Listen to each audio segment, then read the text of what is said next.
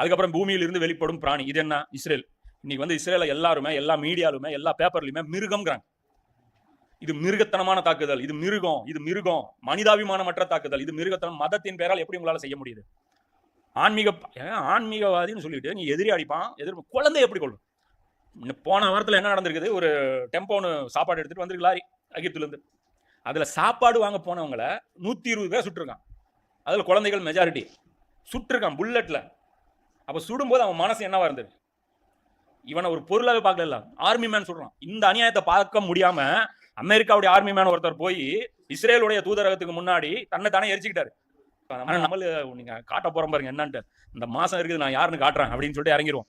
என்ன இதுல வந்து நம்ம என்ன நினைச்சுக்கிறாங்க? அமல்களை பத்தி நம்ம இப்படி குறைவா சொல்றேன்னு நினைச்சுக்காதீங்க. அமல்களை செய்யுங்க, அது உங்களுடைய பேசிக் ஐடென்டி கார்டு. அதை தாண்டி தான் நீங்க உங்க இஸ்லாமே இருக்கின்ற. வெறும் அமல்களை பிடிச்சிட்டு சொர்க்கத்துக்கு நீங்க போயிடவே முடியாது. இது இல்லாமல் நிறைய அமல்கள் இருக்கு.